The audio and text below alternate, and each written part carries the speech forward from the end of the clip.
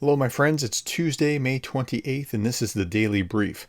So there are 1,460 Russians off the battlefield, eliminated personnel just within the last 24 hours. We just passed the 500,000 mark, and look how much it's already ticked up just since the weekend. 21 tanks off the battlefield, 40 armored combat vehicles, 48 artillery pieces, and this is really interesting because this just hit a milestone as well. Look at that.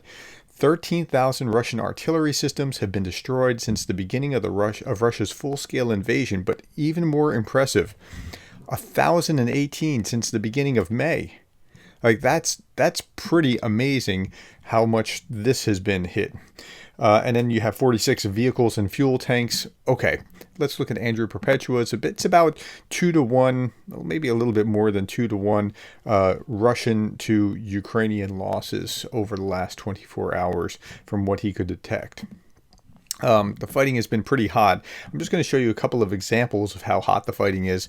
Russian troops hit 8 settlements. By the way, when I say that, when you're looking at 1460, that's in like the top 10% of daily casualties. Okay, 1,700 I think was the high water mark, but once you get over 1,400, you are in that top 10% easily. Okay, just looking at a couple of examples. Russian troops hit 8 settlements of Zaporizhzhia region 303 times a day with destruction reported. So that's just within one small area in Zaporizhzhia. So that you play that out across the line, and you're getting a good sense of it's pretty bad, right? In Lipsy.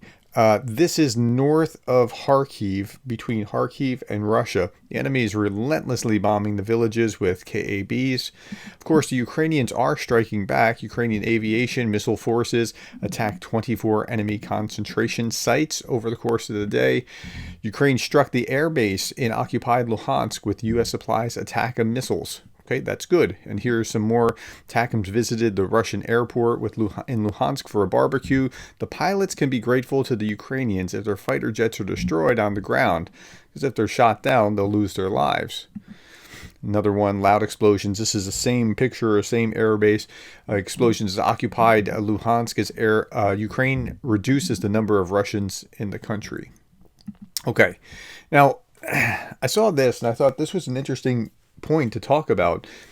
It seems Putin may have made a deal for Lukashenko to also take advantage of Biden's safe zone that blocks Ukraine from firing back at Russians just across the border. And I thought, is that true? I know because they talk about you can fire these weapons within the borders of Ukraine at Russians there. Don't fire over the border into Russia. But does that include don't fire over the border into Belarus if they're attacking from Belarus? So I'm not sure that I'm entirely clear. I think that the U.S. interpretation means inside the border of Ukraine, but I don't know, and that includes Crimea because they consider that Ukraine, and properly so. But I'm not sure what will happen there. So at any rate, 7 Russian bombers in airspace of Belarus on Ukrainian border. And so if they just amass on the on the Belarusian border, are they safe or not? And then the translation was 7 catch-up airships fly along our northern border. And this is all that I could think of was flying catch-up. I don't know what the name of, if this is a mistranslation or if this is a particular type of bomber or just what.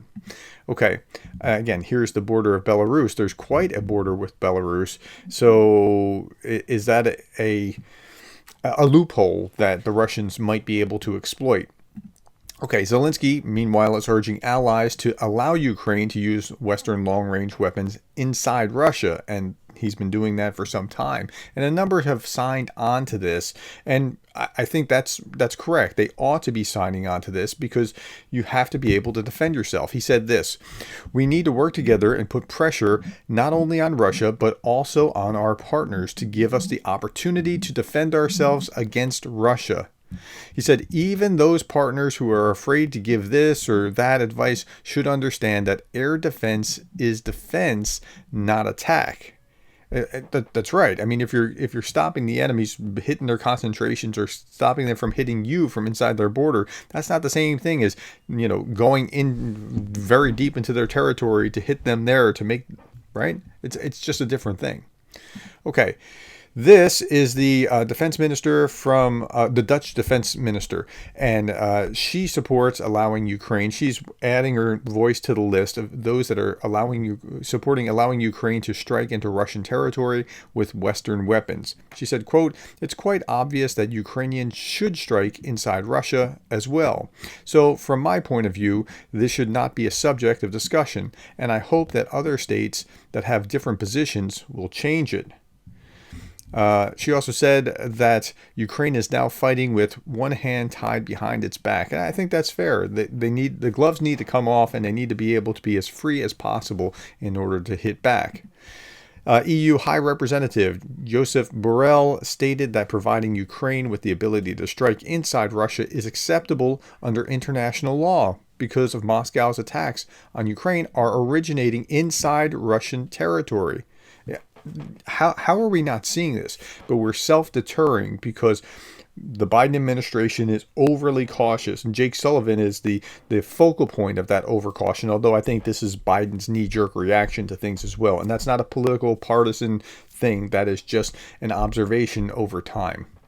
Okay, a growing list of freedom-loving nations allowing their weapons to be used on Russian territory includes Sweden, Great Britain, Finland. I think Great Britain was the first to really vocalize this too. Finland, Latvia, Lithuania, Estonia, Czech Republic, and the Netherlands. Netherlands wants to transfer a Patriot system to Ukraine in the short term. The Netherlands, together with other countries that own the Patriot air defense system, want to assemble and transfer the system to Ukraine in the short term. The press service of the Dutch Ministry of Defense reports, quote, "The Netherlands will contribute core components and parts from its stock and invites European countries to add components from theirs." According to the press release, "We are engaged in talks with partners to compile a Patriot system, including training for Ukrainian crews." So they want to step up, and I appreciate that. Thank you, Netherlands. Belgium will deliver 30 of its F-16 fighters to Ukraine, but by when? By 2028. So you get 30, but by 2028. Foreign Minister announced this. The first planes, however, should already be delivered by the end of the year. So there'll be some on the ground, a total of 30, but it's 2024, so that's over 4 years. Nevertheless, Belgium's a tiny little country. They're doing their part. I'm not taking anything away from Belgium, and thank you, Belgium. Okay. Now, we talked about the equivalent of a Home Depot or Lowe's, this store that was hit. It's just like a home goods store or home construction kind of store that was hit over the weekend. Civilian target, completely civilian target. I'm just showing pictures, and this was the big story over the weekend. And then I showed you this little guy. He's getting a DNA swab because to determine, well, here's what happened. Ukraine's police found the father of 8-year-old Mikhailo, who was killed as a result of the Russian strike on a hypermarket in Kharkiv on May 25. The body was identified last night through the boy's DNA analysis. Okay, 613 prisoners have been released in Ukraine and joined the ranks of the Ukrainian armed forces. Now, these are low-level criminals. They wouldn't release murderers, rapists, things along those lines. But if you wanted to join the military instead and voluntarily, so they gave them the option by law. So it's only 613 so far, but 613 is not nothing. They'll undergo several months of training and will serve in assault units according to the ministry. So that's a step forward. Russia has installed caution drivers, danger of drones signs around Belgorod. Sign of the times Putin has made Russia less and less safe. Like if your goal was to avoid NATO being too close by invading Ukraine, well, now you have Finland and Sweden that are now part of NATO that didn't want to be part of NATO before your invasion. So this is just another metaphor here. Okay, here's the big show. Chechen leader Kadyrov's son, he's in charge. If this is the right son, he has two sons. That one's in charge of the Ministry of Sport. I think he's 18 years old, and he's in charge of the Ministry of Sport for the Republic of Chechnya. And the other son is, I think, 16, and he is the superintendent of the Special Forces Training School there. Okay, and he's released a video of him doing target practice. He has 2 machine guns, 1 in each hand, and he's expected to be the future king of TikTok soldiers. I count at least 5 cameras being used for this 10-second video. Oh, and he is just an impressive specimen, isn't he? Well, okay, well, yeah. All right, thank you for your time. Thank you for the likes, the shares, the subscribes. If you have not yet subscribed to this channel and you want to be apprised of what's going on daily, please hit the subscribe button. Thank you for your time, and thank you for being the kind of person that cares about Ukraine.